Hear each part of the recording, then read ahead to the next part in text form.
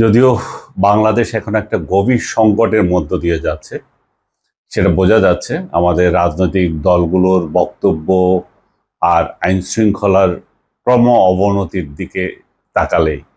এই পরিস্থিতিতে কেমন আছেন সেটা প্রশ্ন করাটাও অবশ্য একটা বোকামির মতো হয়ে যেতে পারে। ঠিক 1 বছর আগে এই সময়ে শেখ হাসিনার বিরুদ্ধে ছাত্রদের কোটা সংস্কার আন্দোলন মাঝপথে এসে জনতার স্বতঃস্ফূর্ত অংশগ্রহণে এক দফা আন্দোলনে পরিণত হয়েছিল, আমাদের সবারই স্মরণ আছে। যার পরিণতিতে 5 আগস্ট 2024 শেখ হাসিনার সরকারকে 16 বছরের মাথায় বিদায় নিতে হয়েছে। আওয়ামী লীগের কিছু সুবিধাভোগী এবং শেখ পরিবারের অনুগত লোকেরা ছাড়া আমার ধারণা অলমোস্ট সবাই চেয়েছিলেন যে শেখ হাসিনার একটা পতন এবং তার বিদায় নেওয়া। সমস্যা হচ্ছে এই ট্রেডিশনাল এটা এটা কোনো ট্রেডিশনাল অভ্যুত্থান বা বিপ্লব ছিল না। আন্দোলন পরিকল্পিত কোনো ব্লুপ্রিন্ট বা মিশনের ভিত্তিতেও হয়নি। যদিও ডক্টর ইউনূস সাহেব এখন আবিষ্কার করছেন অনেক মাস্টার মাইন্ড, হ্যাঁ, এখানে অনেক কি তারা জড়িত ছিল, অনেকে অনেকভাবে দেখছেন বিষয়টা। তাই শেখ হাসিনার পতনের পর আমাদের প্রশ্ন উঠেছে যে রাষ্ট্রটা এখন কোন দিকে যাচ্ছে, কোন দিকে যাবে। জুলাই থেকে এসে আর জুলাইতে পরে 1 বছরের মাথায় সবার মনে এটা হতাশা যে আমরা কি আসলে এটার জন্য অভ্যুত্থান চেয়েছিলাম। সবার একই প্রশ্ন, কিন্তু কারো কাছে উত্তর নেই। এমনকি যারা গদিতে বসে আছেন তারাও জানেন কিনা আমি সন্দিহান। ডক্টর ইউনূস এবং তারেক রহমানের লন্ডন বৈঠকের পর অনেকে আশা করেছিলেন যে হয়তো ফেব্রুয়ারিতেই নির্বাচন হবে, কিন্তু যখন এখন যে পরিস্থিতি আর কি, তাতে মনে হচ্ছে যে ফেব্রুয়ারি তো দূরের কথা, যে এপ্রিলে উনি যে ডেডলাইন দিয়েছিলেন সেটাতেও নির্বাচন হবে কিনা একটা প্রশ্ন দেখা দিচ্ছে। জামায়াতে ইসলামের আমির শফিকুর রহমান লালমনিরহাটের সম্প্রতি বিএনপি নেতাদের থানা থেকে আসামি ছিনতাই করে নিয়ে যাওয়া নিয়ে প্রশ্ন তুলেছেন। তিনি বলেছেন যে এই পরিস্থিতিতে নির্বাচন কিসের, অথচ পটিয়ার থানা আক্রমণ নিয়ে কিন্তু তিনি কোনো মুখ খোলেন নাই। পুরো দেশে যে মব সন্ত্রাস চলতেছে সেই বিষয়ে এনসিপিও কিন্তু নিশ্চুপ, বরং সরকারের কেউ কেউ এখন মবের পক্ষে নতুন সংজ্ঞা তৈরি করছেন। এমনও বলছেন মবের বিরুদ্ধে কথা বলা মানে নাকি আওয়ামী লীগের পক্ষে কথা বলা, জুলাই আন্দোলনের বিরুদ্ধে যাওয়া। তাহলে কি ধরে নিতে হবে যে সরকার, জামায়াত, এনসিপি কেউই নির্বাচনের জন্য সুনির্দিষ্ট পরিকল্পনা নিয়ে এগোচ্ছে না? ইলেকশন কমিশনের দিকে তাকান, তাদের কোনো প্রস্তুতি নেই এখনো, তাদের ভোটার লিস্ট এখনো তৈরি হয়নি। জনজীবনে হতাশা বাড়তেছে। ডক্টর ইউনূস তার 3-0 থিওরি সারা বিশ্বে বলে বেড়াচ্ছেন, গল্প শোনাচ্ছেন, কিন্তু বাংলাদেশে এসে আমরা কি দেখছি? গত 11 মাসের শাসনে আমরা বুঝে গেছি যে ডক্টর ইউনূসের 3-0 মানে হচ্ছে যে zero growth, zero employment, zero law and order. ব্যাখ্যা তো আমার প্রয়োজন নেই মনে দেওয়ার। কোনো সমৃদ্ধি আমরা এখানে দেখতে পাচ্ছি না, ইন্ডাস্ট্রি বন্ধ, কোনো এমপ্লয়মেন্ট নাই, চাকরি নাই, আর ল অ্যান্ড অর্ডার আমাদের জিরো পর্যায়ে আছে। আমরা দিনকে দিন এটা খারাপ হচ্ছে। মব তন্ত্র এমনভাবে বেড়েছে যে এটা সীমাহীন হয়ে গেছে। এমন পরিস্থিতিতে রক্ষা পাওয়ার যে কোনো উপায় আমাদের সামনে আমরা দেখতে পাচ্ছি না। কিন্তু এর মধ্যে কবি এবং বুদ্ধিজীবী ফরহাদ মজার হাজির হয়েছে নতুন কিছু তথ্য নিয়ে, যেটা আরো বিভ্রান্তি ছড়াচ্ছে। বলে রাখি যে এই 8 বছর আগে ঠিক এই সময়ে তিনি গায়েব হয়ে গিয়েছিলেন। আমি তখন ফেসবুক একটা স্ট্যাটাস দিয়েছিলাম, সেটা দেখছি এখন মেমোরিতে দেখাচ্ছে যে সারা বছর সারা দেশ তাকে খুঁজে বেরিয়েছিল যে কোথায় উনি গিয়েছেন। শেষ পর্যন্ত তাকে পাওয়া গিয়েছিল খুলনায়। তখন তার শুভাকাঙ্ক্ষীরা বলেছিলেন যে সরকারই তাকে তুলে নিয়ে গিয়েছে, গুম করেছে, এবং বিরুদ্ধ মতের নিতে পারছে না সরকার। আমাদের প্রগতিশীল সম্প্রদায়ের অনেকেও তাই বলেছিলেন। আর সরকার সিসিটিভির ক্যামেরা দেখিয়ে, ফুটেজ দেখিয়ে বলেছে যে তিনি নিজেই ঘুরে বেড়াচ্ছেন, এক মহিলাকে টাকা পাঠিয়েছেন, যার সঙ্গে তার সম্পর্ক নিয়ে নানা মুখরোচক গুঞ্জন ছড়িয়েছিল। তখন আমি মজা করে লিখেছিলাম, তিনি ফিরে এসে কিচ্ছু বলবেন না, শুধু ঘুমাবেন ঘুমাবেন আর লুঙ্গি উঠবে গলায়। লুঙ্গি ওনার মানে ইয়ে আর কি, এটা কি বলবো, ট্র্যাডিশন। উনি তো লুঙ্গি পরেন, হয়তো আপনারা অনেকেই জানেন। তা আশ্চর্যের ব্যাপার হচ্ছে যে এই ঘটনার ব্যাখ্যা তিনি আজ পর্যন্ত দেন নাই। আজ যখন গুম কমিশন গঠন হয়েছে তখনও না, তিনি নাকি সেখানে কিছু বলতে চান না, ভিকটিম সাজতে চান না। তো এখন তিনি মাঠে আবার নেমে গেছেন অলরেডি। প্রথমে সমকালে, এই সপ্তাহে সমকালে একটা সাক্ষাৎকার দিয়েছিলেন উনি। এরপর প্রথম আলোতে 2 কিস্তি কলাম লিখেছেন। সেসব যেগুলো কথা বলেছেন আপনাদের হয়তো অনেকের সময় নেই এগুলো পড়ার মতো। আমি আপনাকে একটু মানে সংক্ষেপে বিষয়গুলো তুলে ধরছি। এগুলো আপনার কাছে এখন মানে কেমন মনে হবে জানি না, আমার কাছে মনে হচ্ছে ভূতের মুখে রাম নাম। এগুলো যেন তার প্রতিপক্ষের ভাষা। কারণ একসময় তিনি এর বিপরীত কথাগুলোই বলতেন। তিনি যা বলেছেন একবার দেখে নি তাহলে।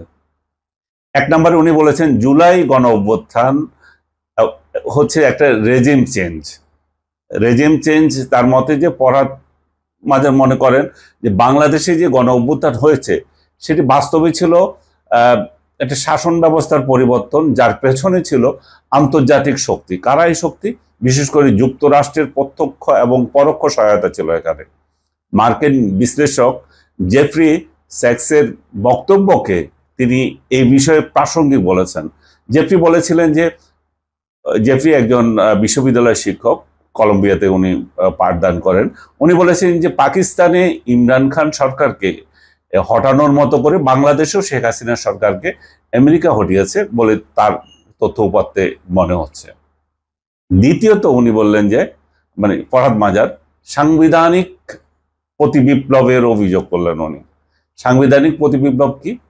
8 আগস্টে যারা শপথ নিয়েছেন, মানে ডক্টর ইউনূস যে শপথ নিলেন, তারা সংস্কারের আড়ালে শেখ হাসিনার ফ্যাসিস্ট শাসনের ধারাবাহিকতাকে চালু রাখছেন এবং সেটাকে চালু রাখতে চাচ্ছেন।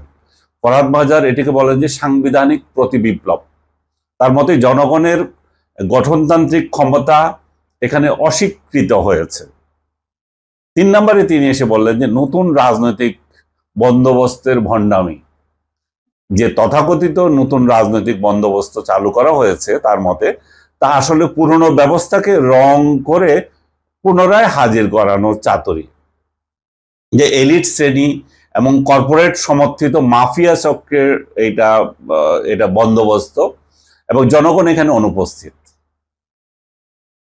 4 নম্বরে আসেন, যেটা খুবই ইন্টারেস্টিং। তিনি বলছেন ধর্মীয় ফ্যাসিবাদের উত্থান এবং সতর্কতা।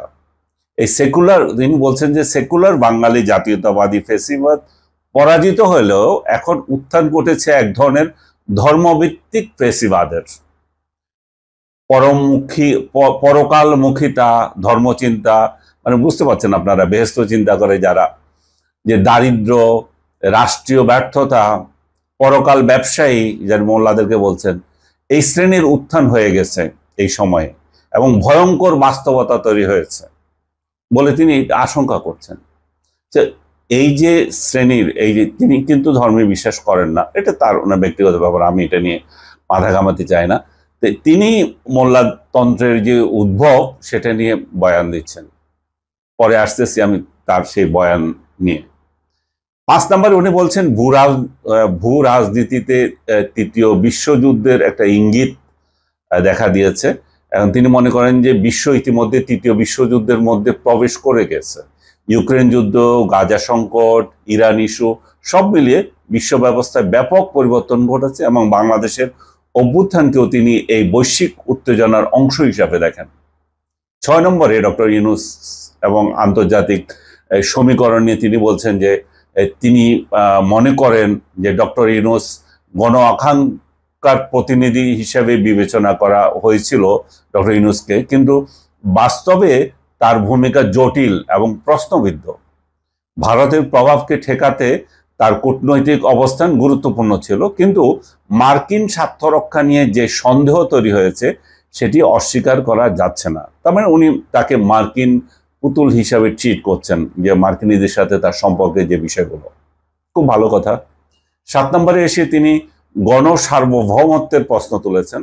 গণসার্বভৌমত্ব মানে উনি কঠিন কঠিন শব্দ সবসময় ইউজ করেন। গণসার্বভৌমত্ব মানে হচ্ছে যে জনগণের সার্বভৌমত্ব, জনগণের সবার ঊর্ধ্বে এই বিষয়টা আর কি। এটি বারবার জোর দিয়ে বলেছেন তিনি, এবং বলেছেন যে ফ্যাসিস্ট শক্তি এবং জাতীয় ঐক্যমত্যের নামে মাফিয়া শ্রেণীর সঙ্গে আপোষ করা হচ্ছে একটা আত্মঘাতী। 8 নম্বরে এসে তিনি নির্বাচন প্রসঙ্গে বলেছেন, তিনি মনে করেন যে এই মুহূর্তে নির্বাচনের নামে যে উদ্যোগ চলছে তার জনগণের বাস্তব চাহিদা পূরণে ব্যর্থ হবে। এইটাই হচ্ছে সবচেয়ে ইম্পর্টেন্ট দিক। এই মুহূর্তে যে নির্বাচনের যে কথা হচ্ছে, আমরা যে কথা বলছি, এগুলো জনগণের চাহিদা পূরণে ব্যর্থ হবে। 2008 সালের পুনরাবৃত্তি যাতে না হয় সেজন্য নতুন সংকট প্রক্রিয়া শুরু করতে হবে। আর 9 নম্বরে তিনি বলছেন যে ভবিষ্যৎ রাজনীতি আমাদের তরুণদের হাতে, এবং তিনি আশা করেন যে আগামী দিনের লড়াই তরুণদের নেতৃত্বেই হবে। যারা অভ্যুত্থান ঘটিয়েছে তারাই আবার রাস্তায় ফিরবে, তারাই আবার বিপ্লব করবে। এই পোলারাইজেশনে তাদেরকে অনুপ্রাণিত করবে। 10 নম্বরে উনি এই যে এতগুলো ঘটনা ঘটালো, এত সব বয়ান দিলেন, তাহলে করণীয় কি সেটা নিয়ে বলছেন। তিনি বলছেন যে জনগণের গাঠনিক ক্ষমতা পুনর্গঠন করতে হবে, যে মাফিয়া সমর্থিত রাজনৈতিক বন্দোবস্ত বর্জন করতে হবে, নতুন গণতন্ত্র প্রণয়ন প্রক্রিয়া শুরু করতে হবে। নতুন গণতন্ত্র, খেয়াল করে দেখেন, তরুণদের হাতে রাজনৈতিক অভিপ্রায় বাস্তবায়নের দায়িত্ব দিতে হবে, মানে তরুণদেরকে নেতৃত্ব ছেড়ে দিতে হবে। এখন প্রশ্ন হচ্ছে, এই সব তত্ত্ব এগুলো কি নতুন কিছু? ওনার এই শব্দগুলোতে তো আমরা বহুদিন ধরে আমরা নিজেরাও বলছি। আমরা যখন মোল্লাতন্ত্রের বিরুদ্ধে বলেছিলাম তখন এই ফরহাদ মাজার এবং তার অনুসারীরা আমাদেরকে কিন্তু আক্রমণ করেছে, গালি দিয়েছে, সরকারের দালাল হিসাবে সরকারপন্থী বলে তকমা দিয়েছে, এবং ফ্যাসিস্ট জাতীয় কথাবার্তা বলেছে, নাস্তিক বলেছে।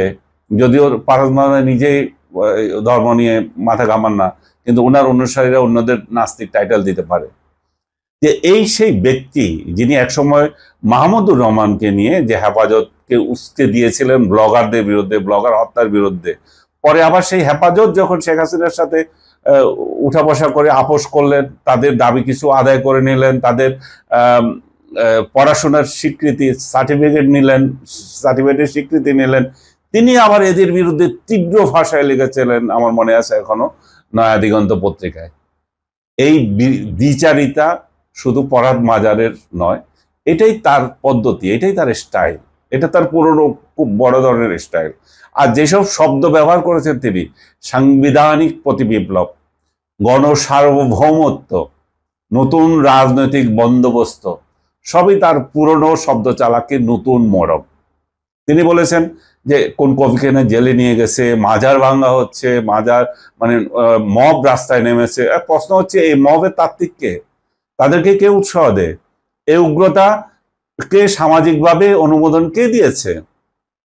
আমি তো দেখছি এই সব মবের উত্থানে নেপথ্য ছিল ফরহাদ মাজারের গোষ্ঠীর নীরব সমর্থন, ফরহাদ মাজারের চিন্তা। 32 নম্বর ভাঙা নিয়ে তিনি কি বলেছেন? ধরি মাছ না পুঁটি স্টাইলে একটা বিবৃতি দিয়েছেন, অথচ তার লোকেরাই তো এগুলো করেছে।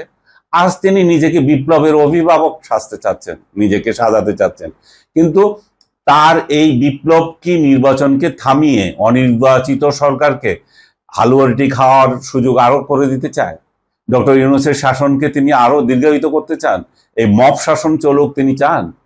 যখন সরকার এবং বিএনপির মধ্যে একটা নির্বাচন নিয়ে বোঝাপড়া হয়েছে, একটা আলটিমেট একটা ডেডলাইন হয়েছে, বাস্তব জানি না কতটুকু হবে, তখন ফরহাদ মাজার যেন নতুন মতলবে নেমেছেন। আমার ধারণা নির্বাচন নিয়ে কিছু হবে না, সংবিধান পরিবর্তন করতে হবে, রাষ্ট্রের আমল পরিবর্তন করতে হবে, এই নেতৃত্ব হবে না, নতুনদের নেতৃত্ব লাগবে, এই সব তত্ত্ব হাজির করছেন।